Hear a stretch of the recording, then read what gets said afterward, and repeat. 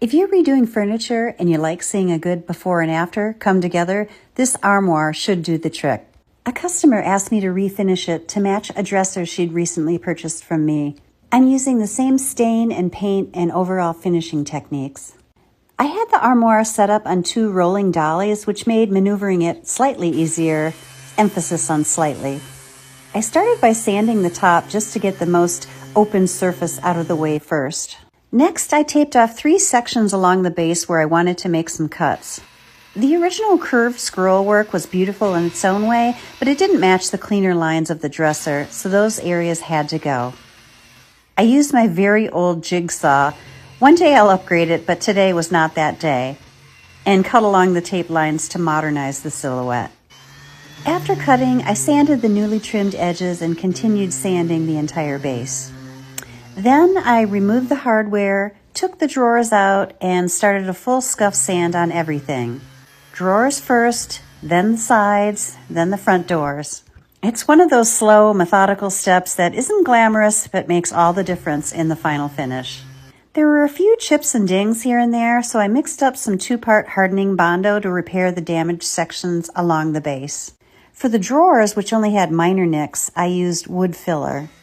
Once everything was patched and dry, I did another pass of sanding, finishing the top with 220 grit so it would feel smooth and even. I also got out my sanding blocks to do a lot of detail work. Next came the pre-stained wood conditioner. I applied it to the top, the base, and the center ridge around the middle, basically anywhere I had sanded down to the bare wood. Wood conditioner isn't the most exciting step, but it's one of those things that quietly prevents a lot of problems later on. The final step for the day was applying a coat of hickory gel stain, the same one I used on the matching dresser. The other dresser was mahogany, and I believe this one was pine, so it was similar but not an exact match because of the woods. I brushed it on, wiped it back, and called it a day. First, I added a bit of toner to the base just to even out the color. Then on the top, I noticed a few light swirly marks, those faint lines you get when you don't sand as evenly as you think you did. I hand sanded those areas and added stain back over the sections so everything would blend smoothly. Next came the paint. I decided to hand paint the armoire rather than tape off all the stained areas.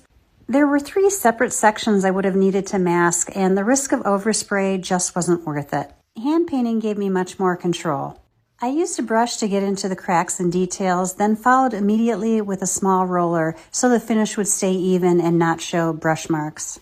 Once that was done, I applied the first coat of polyacrylic all over the stained areas to start sealing them in.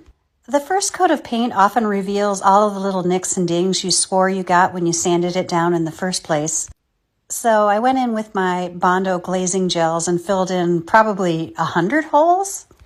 I knocked off all the excess glaze with the sanding block, and then I went in with a finer grit to make sure everything was nice and smooth. Then it was back to more painting. I taped off most of the trim areas but ran out of tape, so I had to do it by hand in a few places. I have a little detail brush for things like that.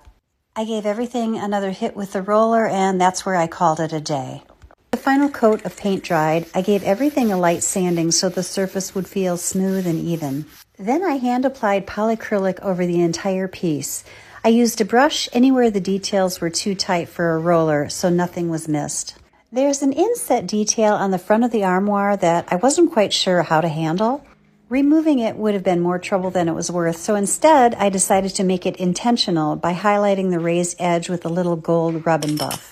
It ended up tying nicely into the hardware, which I had already boiled in water and vinegar for about 15 minutes and then scrubbed clean.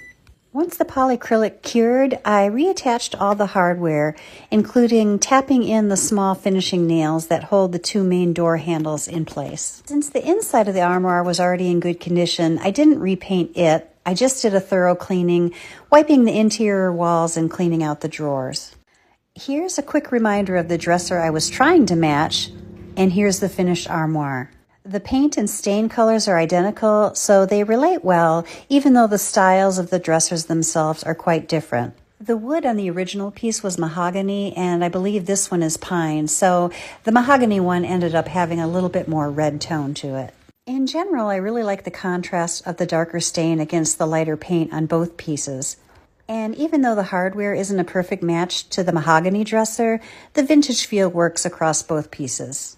Let me know if you think I pulled off the mission. This one ended up being a pretty fun transformation. My name is Meg, and I show you practical tips for refinishing and flipping furniture. Be sure to hit the follow button for more.